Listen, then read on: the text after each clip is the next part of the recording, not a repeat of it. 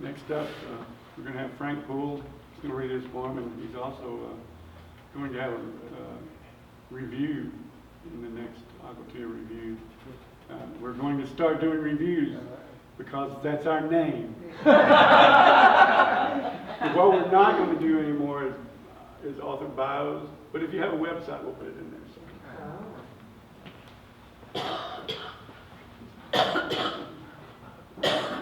Thank you.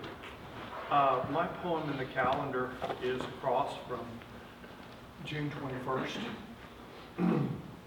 And it's a recollection of childhood. We had a brand new car that we kept for many years, a 1959 Chevy Biscayne. And this is called in a 1959 Chevrolet Biscayne. Behind the rear seat of our blue cat's eye car was a large shelf canopied by a smooth glass dome. There I would lie, a small boy looking up at stars on the highway as we drove home late from visiting aunts and grandparents between Kilgore and Gladewater. In the dark, rusting derricks and pump jacks would morph and shift into mute alien structures, fueling rigs for starships. I rode there, looking skyward, always it seemed, with a death ray pistol in my hand, shooting my way across shards and ruins and great halls gone crumbled of lost civilizations. On Earth, all was jumble, clutter, resentment, and noise. No air conditioning even. But aloft in the navigation dome, I had poise and power and worlds to roam. Light years to go before I'd sleep and dream of future promises in the starry deep.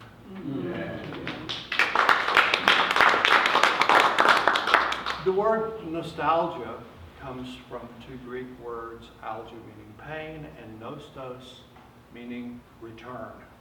And the nostos is a motif that we find in much literature, starting probably with the Odyssey. This is another one looking at the past. Nostos. You always heard things would seem smaller, and they were. The old classroom, the house, the walk from school to home. The people, some of them, are larger in their frailties. The pump jacks keep chugging away.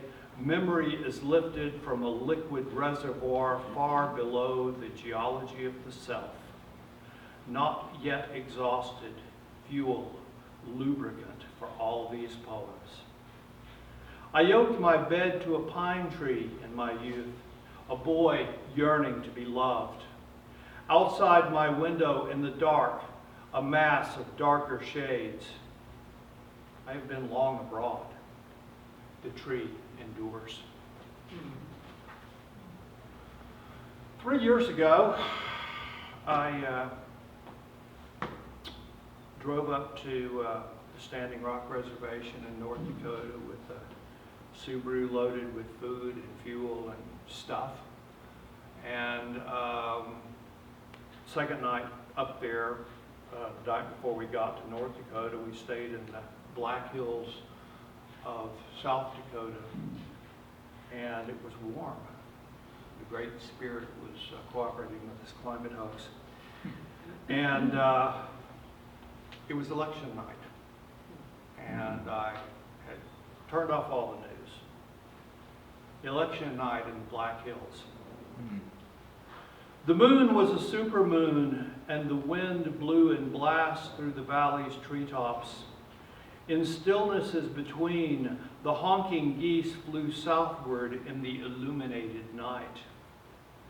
Warm in the bag I planned to give away, I burrowed into the down of unknowing, refugee from 100 roaring channels, astonished by warm November winds.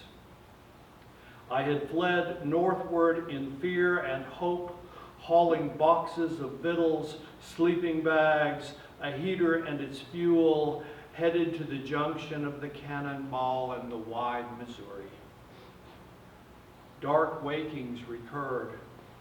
Each long gust, each augury in the night flight of birds stirred me, brought home from wandering dreams of blackness in an angry nation. Not until dawn would I see the bison grazing in the meadows, nor yet spy 2 does and a buck across the stream that framed their graceful symmetry. Mm. And finally, when Mary Oliver died, a friend of mine, my sister actually posted something on Facebook, I mourn for all the poems Mary Oliver won't write. And I responded kind of casually, we'll go out and take a hike in the mountains and sit down and see what comes up. So then I thought I'd take my own advice, though I had no mountains. So I remembered an episode from when I did, and tried to write a Mary Oliver poem, but the poem resisted almost completely. I see the raven fall like lightning. It was high above the Yellowstone at a picnic spot, sitting on a wall, the raven watching me alone, preparing for a fall. He walked in lucid arrogance, his beak and pinions black, flashed a casual, empty glance, nonchalantly turned his back. His leap into the canyon was a jump from grace into an aerial abyss. I sensed suicide. My heart pumped as he fell furled in nihilist bliss.